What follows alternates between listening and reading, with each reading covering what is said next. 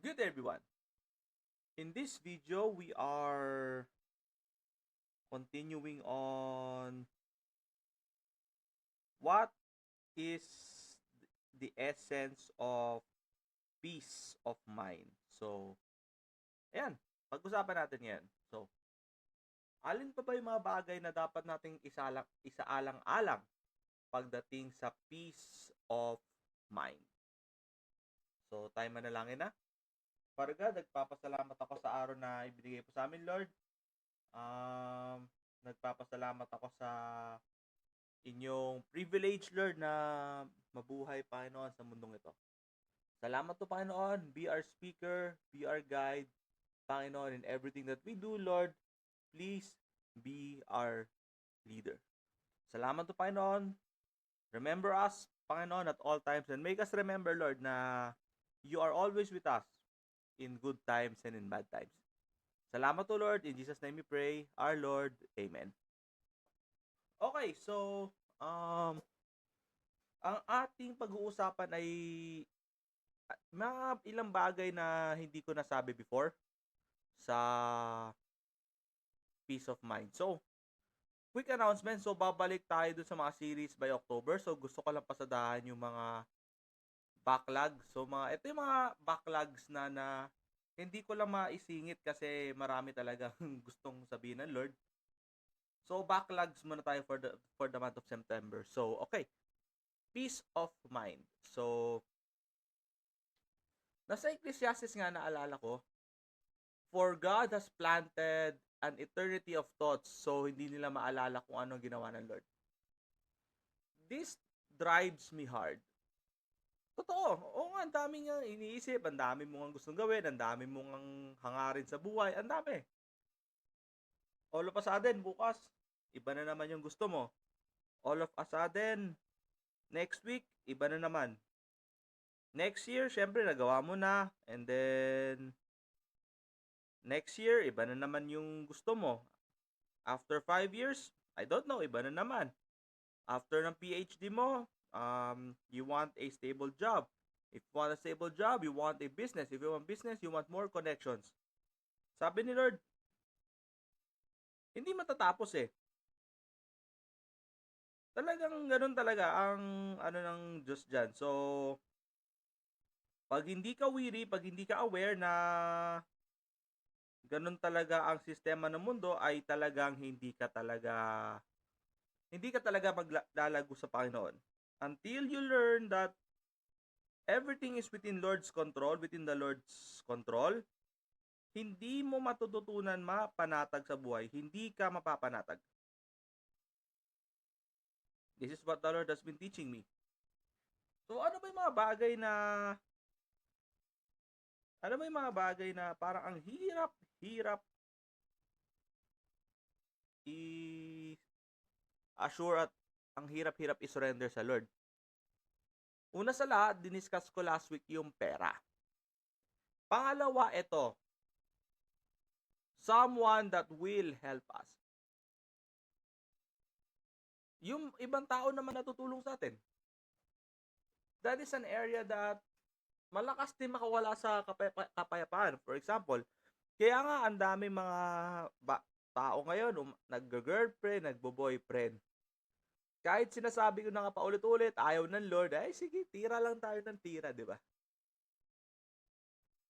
So, bakit ba? Bakit ba natin kailangan ng sense of assurance na meron tayong mga katuwang sa buhay? Yun na nga eh. Walang bilib sa Panginoon eh. Sabi ni Lord, kahit ikaw mag-isa, kahit lahat sila salungat sa'yo, kung ako kasama mo, goods lang. Okay ka pa rin, buhay ka pa rin.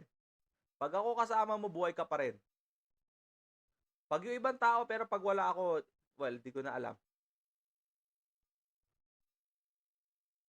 So, ayun na nga. Kasi, hindi talaga nature ng tao ang unahin ang mga bagay na outside his or her understanding or control. Kaya nga sinasabi ni Lord, palawigin mo ang pangunawa mo sa buhay. You have to know more.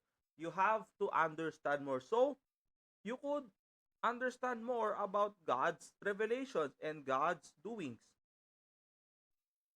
Yun yung sinasabi naman ng Lord palagi eh. I mean, sa'yo naman magsisimula lahat ng mga gagawin ko.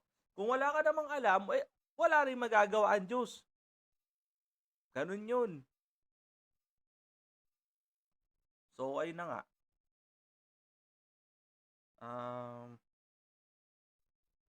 Pag wala kang tatanimin, wala ka rin aanihin. What you sow it is what you reap it. Tandaan po natin yan mga kapatid sa Panginoon. Kung wala tayong nasimulan, wala rin tayong aanihin. Okay. Let's talk about it. So, magulang, ano na yung sabi ni, honor thy mother and father, di ba? Katuwang yon. Sabi ni Lord, hindi, mawawala rin yan eh. Mamamatay din yan eh. Pag bata ka, okay, sige, sundin mo sila. Pero pag tumanda ka na kasi, ibang usapan na. Pag may sarili ka ng utak, lalo na pagka may sarili ka ng pamilya, syempre, ang uunahin mo na yung pamilya mo na mismo. Sabi ni Lord sa akin, lahat ng mga yan, kahit magulang mo, mama mo pa yan, sila rin naman, aminado rin naman sila, mamamatay din naman sila. So, ano na ba? Asawa mo, di mo naman sigurado kung makasama mo rin yung mga asawa mo eh. Baka mali mo, may ibang magustuhan na. Kasi nga, sabi ni Lord sa akin, pag hindi ako yung number one, magulo yung buhay. Pero pag ako yung uunahin mo, dun lang tayo magiging okay. Alam nyo, peace of mind is trusting in the future. Faith is trusting the Lord in the present. But peace is trusting God in the future. So, ayun. Kaya siguro dami na-anxious kahit Kristiyano na-anxious kasi nga walang kapayapaan sa kanilang mga puso. Oh, umamin na po. Why are you anxious? Are you anxious of the things that you cannot control in the first place? Because you own nothing. Wala ka naman pagmamayari sa bundong ito, so you have no right to be entitled that it is your own possessions. Those other people are your own. No, because you were born nothing. Wala ka naman, nung pinanganak ka, wala naman eh. Lahat ng mga nasa'yo, pinagkaloob lang din ng Diyos. Yun na nga, sabi sa Ecclesiastes, dami mo iniisip. Pero para nakalimutan mo yata lahat yata ng bagay na sa Diyos galing. Eh kung paano, Lord, wala naman talaga eh. Wala naman ako pera, wala naman lahat. Alam nyo kasi, ganito yan eh. Yung kamatayan, sa Diyos galing yan. Alam ng Diyos yan. Kung alam naman ng Diyos na wala na talaga, kukunin ka na lang nun yung mga talagang sumusunod talaga kay Lord. Yung talagang, uy, patay, mukhang dead end na si brother ah. Totally, sige, okay na.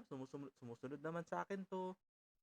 Inuusig talaga nung mga tupa niya, yung mga tinawag na po na alagaan niya, mukhang wala talaga. Sige, kukunin ko na lang to.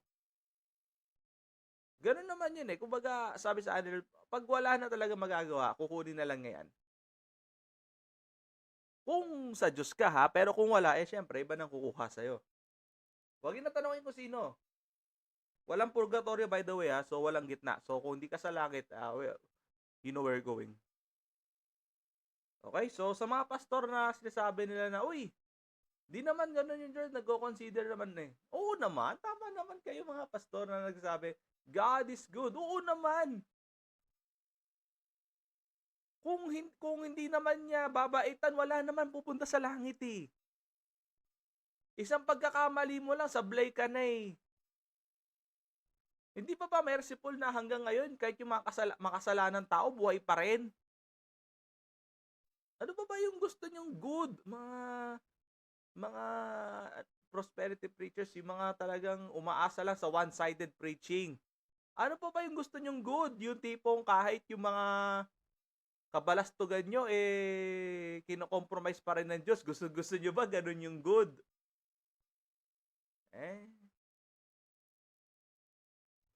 Ano ba yung ibig sabihin ng God is good? Eto na nga, yung sinasabi ko na nga na yung mga taong, I mean, ginagawa naman yung best na sumunod kay Lord, yung talagang, Lord, kahit ano naman gawin ko, parang ayaw naman talaga. Wala naman nangyayari, Lord eh.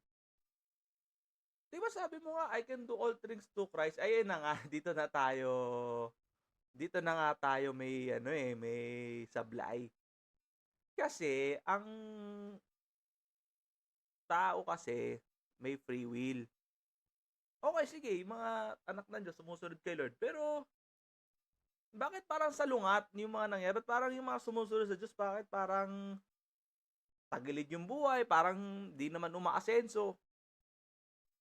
This is where Satan's deception comes from. Because the kingdom of a true saint is not on earth, but it is in heaven. So bakit ba ako mag-i-invest sa mundong ito? Kasi total naman pag namatay ka naman, hindi mo naman dadalhin yung kayamanan mo na kinita mo sa mundong ito. Yun na nga yung mga totoong alagad ng Diyos, hindi nag-iisip ng kayamanan sa lupa. Kaya yung mga pastor na gustong yumaman, yung parang focus lang sa mundong ito, wala na silang kayamanan sa langit, sa impyerno pa sila pupunta. Sabi nyo, bakit? Bakit puro sa mundo mo tinututok yung mga tao? Yun na nga The true goodness of God is bringing hope to people on the other life, not on to this earth. Kasi sabi naman, oo naman, sige, iraraos ko yung buhay mo sa earth. Magiging patotoo ka. Pero hindi ko ipapangako na magiging marangyang ang buhay mo dito sa lupa. Ayoko maging marangya ang buhay mo dito sa lupa kasi ang karangyaan dito sa lupa ay walang kwenta kumpara sa langit. So, yun na nga. Sana naman po nakuha naman po natin itong bagay na to. But why do we deserve to have a lot? If in heaven there is all eternity of everything that you dream of. You want books? Everything is there. You want food? You want clothing? Everything is there. You want technology? Heaven is the most innovative place in the universe. It is well beyond the universe. So, even Satan admits that he is only imitating God. Si Satan na nga na mismo si Satan na nga mismo yung umaamin na di namin kaya yung Diyos, tinatago lang namin. Parang dinideceive lang nila yung tao na ay high-tech kami, ganun, high-tech, okay. Pero sa totoo lang, lahat naman ng yun, well, it's from the Lord. See? That is the sad truth about Christians today. We tend to envy those people who are blessed, but we do not dream of how do we invest in God's kingdom, where death is going to be sweet, where death is going to be your ultimate path towards God's kingdom. So, peace. Why are we finding someone else? If you have a Lord who did not die, hindi naman namatay ang Diyos. Walang kamatayan sa Diyos na lumikha.